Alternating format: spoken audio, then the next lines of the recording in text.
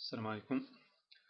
Ce que nous allons voir maintenant, via cette capsule, c'est un des modes de raisonnement, bon, soi-disant totalement nouveau pour vous, c'est le raisonnement par récurrence.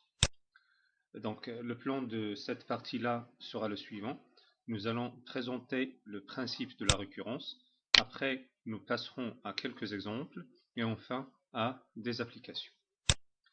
Bien sûr, lorsqu'on arrivera aux applications, vous allez poser la capsule, essayer par vous-même, et après vous la faites marcher pour voir une comparaison entre ce que vous avez essayé et ce qui est ici présent sur la capsule.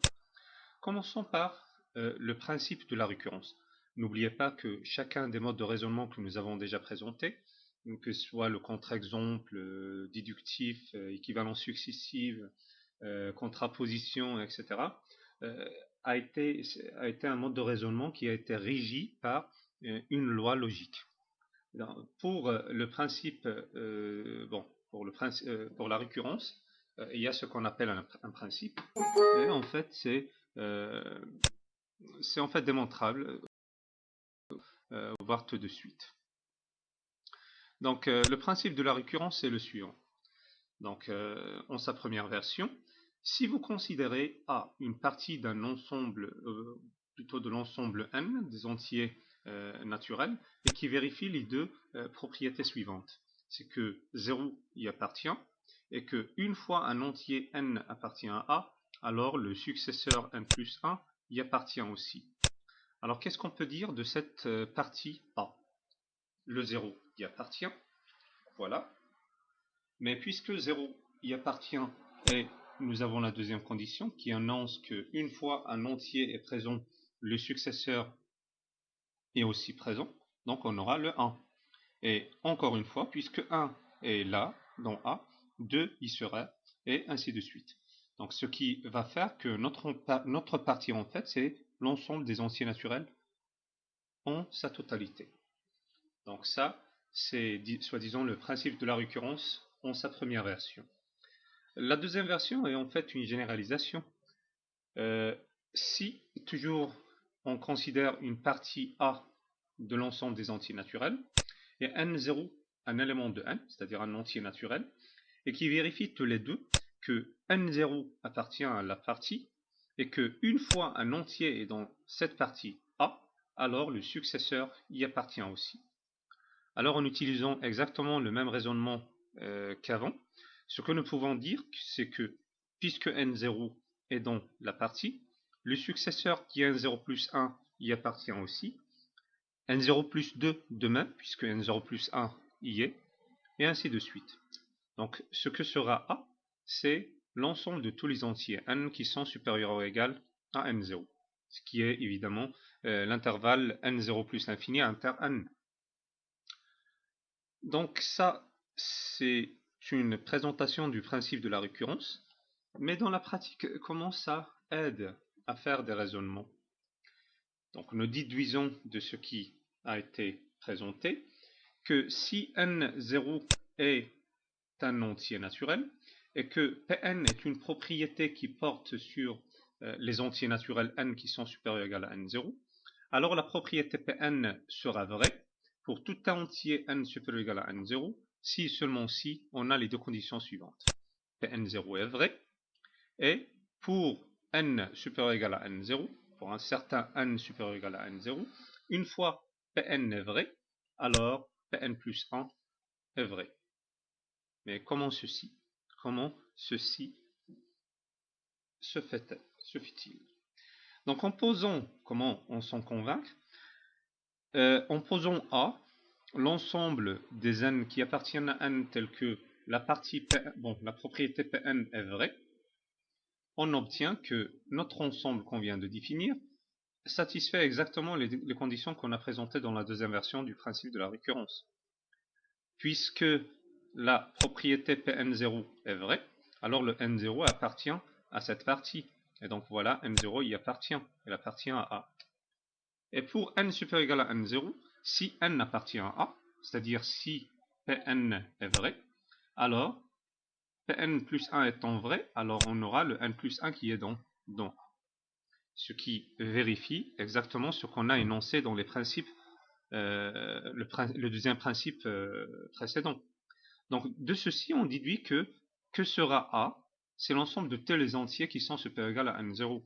Autrement dit, la propriété Pn est satisfaite quel que soit n supérieur ou égal à n0, bien sûr, entier.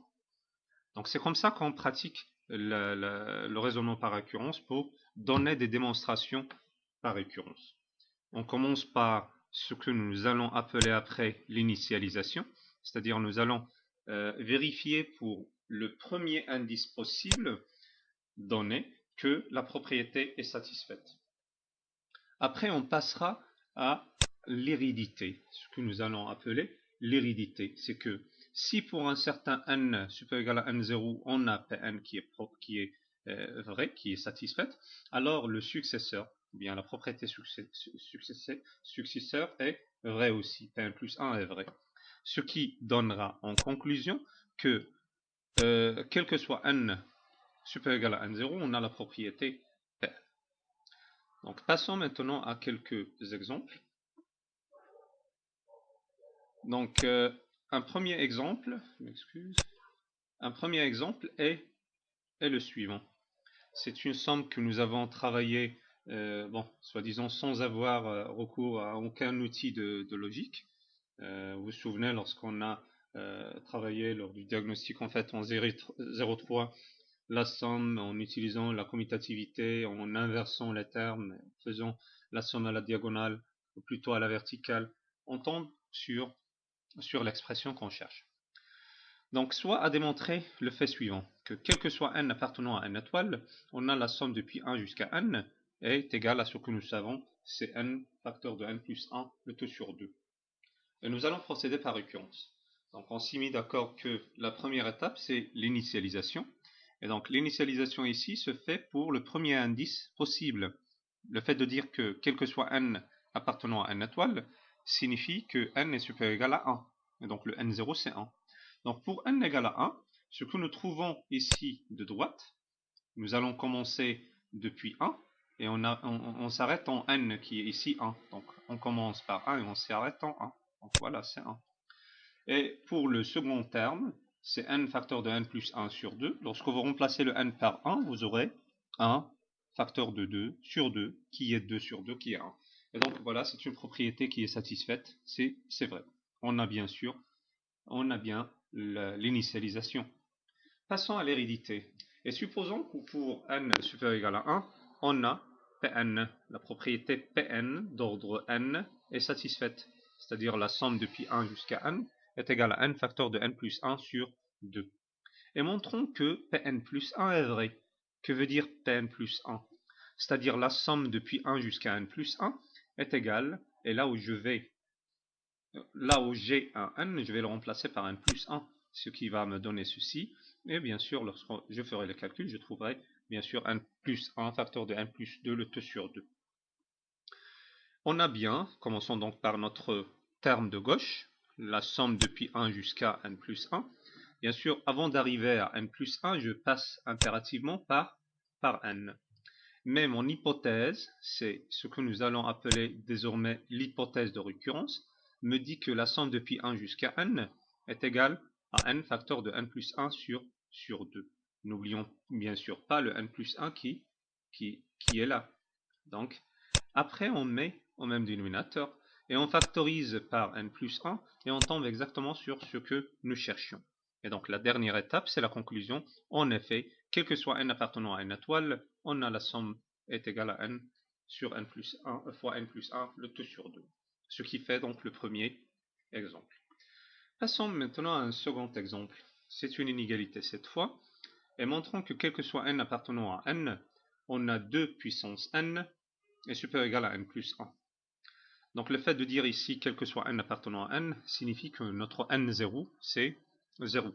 Et donc on est avec le principe de récurrence en sa première version si vous voulez. Ou bien c'est la deuxième version avec un n0 qui est égal à 0. Et l'initialisation se fait avec n égale à 0. On a bien le terme ici en puissance, le 2 puissance n, c'est 2 puissance 0, c'est 1. Et le terme de gauche, c'est 0 plus 1, c'est 1. Et donc, puisqu'elles sont égales, et sont égaux plutôt, donc le 2 puissance 0, il est supérieur ou égal à 0 plus 1. C'est une proposition qui est vraie. Et on passe maintenant à l'hérédité. Nous allons supposer que pour n supérieur ou égal à 1, on a la propriété Pn, qui est 2 puissance n supérieur ou égal à n plus 1, et nous cherchons à montrer la propriété Pn plus 1, c'est-à-dire montrer qu'elle est vraie. C'est-à-dire que 2 puissance n plus 1 est supérieur ou égal à n plus 2. On a bien sûr la propriété Pn qui implique que 2 puissance n est supérieur ou égal à n plus 1. Ce que j'essaye d'attraper, c'est 2 puissance n plus 1. Donc un premier réflexe, c'est ce qui marche en fait ici, c'est de multiplier le tout ici par 2. Lorsque je vais multiplier par 2, j'aurai ceci. Mais 2 fois 2 puissance n plus n, c'est 2 puissance n plus 1. Et en développant le second membre, là, c'est 2 fois n plus 2, qui est évidemment supérieur à égal à n plus 2, puisque le 2n est plus grand que n. Il suffit de simplifier, vous aurez n supérieur ou égal à 0 qui est satisfaite, puisqu'on est dans n. Donc, ce qui donne ce que nous cherchions. Et voilà donc la propriété Pn plus 1. Donc, l'hérédité est finie. Et nous passons à la dernière étape de la récurrence, c'est la conclusion. Nous avons notre résultat pour tout n appartenant à. Donc, ceci fait le deuxième exemple. Passons à un troisième exemple qui parle de la divisibilité. Et montrons que quel que soit n appartenant à n étoile, 11 divise l'expression là, 3 puissance 2 n plus 2 puissance 6n moins 5. Donc, l'initialisation se fait avec le n égale à 1, puisque c'est quel que soit n appartenant à n étoile. Donc, en remplaçant le n par 1, qu'est-ce que je vais trouver ici? Donc, voilà. Qu'est-ce qu'on trouve là? C'est 3 puissance 2 qui est 9, et 2 puissance 6 moins 5 qui est 1, donc c'est 2. Et la somme c'est 11, et 11 est évidemment un multiple de 11, donc 11 divise exactement l'expression dans ce cas, c'est-à-dire lorsque n égale à 0.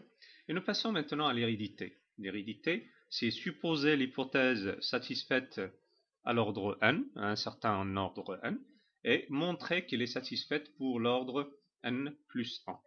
Mais là, on aurait besoin d'expliquer un peu plus ce que veut dire l'ordre n. Lorsque je dis que 11 divise 3 puissance 2n plus, etc., ça veut dire l'existence d'un antinaturel tel que cette somme est égale à 11 fois k. Et ce que nous aurons à chercher, c'est la vérité, ou bien que la propriété Pn plus 1 est vraie. C'est-à-dire que 11 divise l'expression en n plus 1 cette fois. Et de passage, notons que nous n'allons pas nous lancer dans les calculs. Nous allons essayer de chercher l'expression de l'ordre n dans l'expression de l'ordre n plus 1. Donc c'est ce qu'on essaie d'avoir, c'est que 11 divise ceci, 11 divise l'expression.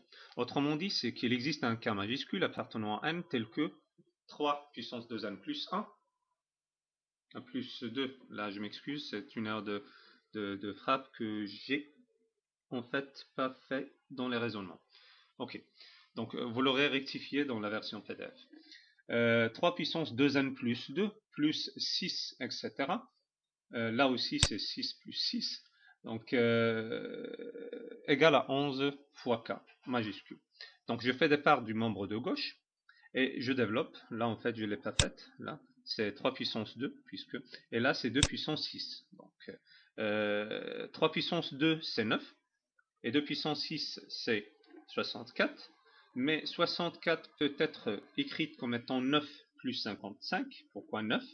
C'est pour faire montrer ce que nous allons factoriser avec, pour avoir l'hypothèse de l'occurrence en fait. Et bon, heureusement, on arrive à 55 qui est un multiple de 11. Donc si je développe et je factorise avec le 9 de l'autre côté, et je laisse fois 55 de l'autre, j'aurai exactement ce que mon hypothèse de l'occurrence m'énonce. C'est que ça est un multiple de 11. Et exactement, c'est le 11k que nous avons au début là. Donc je remplace avec. Et là, je fais donc plus 5, 11 fois 5 fois, etc. Donc en factorisant par 11, j'aurai cette expression-là que je vais nommer un K majuscule qui appartient effectivement à l'ensemble des entiers naturels. Et voilà, on est arrivé à écrire en fait 3 puissance 2n plus 2. Je le redis encore une fois, c'est une ordre de frappe en double position, ici et ici. Que c'est un multiple de 11, ce qui fait donc la démonstration, et on a la conclusion, c'est que quel que soit n appartenant à n étoile, 11 divise 3 puissance 2n plus 2 puissance 6n moins 5. Nous arrivons maintenant aux applications, et un petit conseil concernant les applications, vous prenez l'énoncé, vous posez la vidéo, vous essayez par vous-même, et après vous faites marcher pour comparer, et n'oubliez pas bien sûr de signaler s'il y a une remarque sur les commentaires de cette capsule-là. Passons donc aux applications. Première application, il s'agit de montrer que quel que soit n appartenant à n étoile, on pose Sn, c'est la somme des carrés des entiers consécutifs jusqu'à n, et il s'agit de montrer que Sn c'est n facteur de n plus 1, facteur de 2n plus 1, le tout sur 6. L'initialisation, elle se fait en 1. Donc, je vais faire un peu relativement vite là, mais vous aurez le temps de poser la vidéo et de voir après. Donc, si je commence par 1 et je m'arrête en 1, c'est que je n'ai qu'un seul terme, 1 au carré. Et le membre de droite, c'est ça. Donc, c'est 6 sur 6, c'est 1. Et voilà, la propriété elle est vraie pour n égale à 1, dans le cas n égale à 1. Pour l'hérédité, nous allons supposer que Sn, la somme depuis 1 jusqu'à n carré, est égale à la fraction que nous avons là, sur 6. Et nous essayons de montrer la propriété Pn plus 1, c'est-à-dire que Sn plus 1 égale à ceci. Là où il y a un n, on le remplace par n plus 1. Mais on a Sn plus 1, c'est la somme depuis 1 au carré jusqu'à n plus 1 au carré. Donc je passerai impérativement par n au carré. Mais ces termes-là, c'est l'hypothèse de récurrence, il me donne la fraction énoncée. Et donc ce qui reste, c'est factoriser par n plus 1 et mettre au même dénominateur ce qui reste, simplifier, et vous aurez un trinôme que vous pouvez factoriser via le discriminant, ou bien si vous remarquez que moins 2 est une solution soi-disant triviale. N'oubliez pas le a, puisque ax carré plus bx plus c se factorise en a facteur de x moins x1 facteur de x moins x2, lorsque x1 et x2 sont deux racines du trinôme. En faisant entrer le 2 je retourne le 2 ici, vous aurez exactement ce que nous cherchions, et en conclusion, vous avez la somme voulue pour tout n appartenant à n étoiles. Donc ceci fait la première application. Celle-là donc est la deuxième. Encore une fois, essayez de poser la vidéo ici et essayez par vous-même pour démontrer, et après vous faites marcher pour comparer ce que vous aurez avec ce qui est prescrit ici. Il s'agit de montrer que quel que soit n appartenant à n étoile, on a cet ordre-là, cette inégalité. C'est que la somme des inverses des racines des consécutifs depuis 1 jusqu'à n est supérieure strictement à 2 la racine de n plus 1 moins 2. L'initialisation, elle se fait en n égale à 1, puisque c'est quel que soit n appartenant à n étoile que nous avons. La propriété équivalente lorsque je prends n égale à 1, c'est que, bien sûr, j'aurai ici rien que 1, puisque je vais commencer en 1 et m'arrêter en 1. Mais de droite plutôt, j'aurai ceci, 2 racines de 2 moins 2. En transposant le moins 2 de l'autre côté, j'aurai à démontrer ceci. Mais ça c'est clair, si vous passez au carré, le tout est positif, donc j'en ai le droit. Et vous aurez 9 qui est plus grande que 8 qui est vrai. Et donc on a effectivement l'initialisation. Passons à l'hérédité. Et supposons que pour n appartenant à n étoile, on a l'hypothèse de récurrence. Désormais, nous allons noter HR pour dire hypothèse de récurrence. Donc on a l'hypothèse de récurrence qui est la somme des inverses des racines et supérieure strictement à 2 racines de n plus 1 moins 2. Et montrons la propriété Pn plus 1, c'est-à-dire que la somme des inverses des racines consécutives jusqu'à racine de n plus 1 est supérieure strictement à 2 racines de n plus 2 moins 2. Donc commençons. Bien sûr, nous allons commencer avec ce qui est ici, ce qui est en bleu là, ce qui est coché. Bien, ce qui est... Ok. On a donc la somme que nous voulons. Nous passerons encore une fois impérativement par ce terme-là. En utilisant l'hypothèse de récurrence, tout ceci est plus grand que la racine de n plus 1 moins 2. Voilà, et c'est plus grand que ça. Et en ajoutant l'expression positive, bon, expression en fait, 1 sur racine de n plus 1, ceci, ça va donner ce que nous avons écrit là. Donc pour montrer que Pn plus 1 est vrai, il suffit de montrer que ceci est plus grand que ce que nous cherchions, c'est-à-dire ça. C'est ce qu'on a écrit là, puisque l'ordre est transitif. Donc c'est ce que nous allons essayer de montrer. Donc nous allons essayer de penser par des équivalences successives. Donc ce que nous cherchons, c'est ça. Une simplification par moins 2 des deux côtés fait que ceci est équivalent à ce qui est écrit là. Voilà. Mais en transposant la 2 racines de n plus 1 de l'autre côté, ce que j'aurai, c'est ceci. Donc je vais laisser rien que 1 sur racine de n plus 1 de gauche, et l'autre, c'est 2 en factorisant par 2 en racine. Et on utilisera le conjugué. On multipliera par le conjugué pour avoir ceci. Une simplification par n aura lieu. Et ce que nous aurons à démontrer, c'est ça. Mais tout est positif. En passant à l'inverse, on aura à démontrer, bon, c'est équivalent en fait à ça. Et en transposant cette fois la racine de n plus 1 sur 2 de l'autre côté, vous aurez à démontrer ça. Mais qui a effectivement lieu. Ceci a effectivement lieu. Puisque si vous simplifiez par 2 et vous passez au carré et vous simplifiez encore une fois par n, vous aurez 1 plus petit que 2. Ça, c'est une condition qui est satisfaite. Les équivalences marchent, et donc ce que nous cherchions marche aussi, ce qui fait l'hérédité. L'hérédité donc est conclue, et nous avons donc le résultat cherché via le principe de la récurrence. Donc ceci fait la fin de cette capsule qui concerne le raisonnement par récurrence.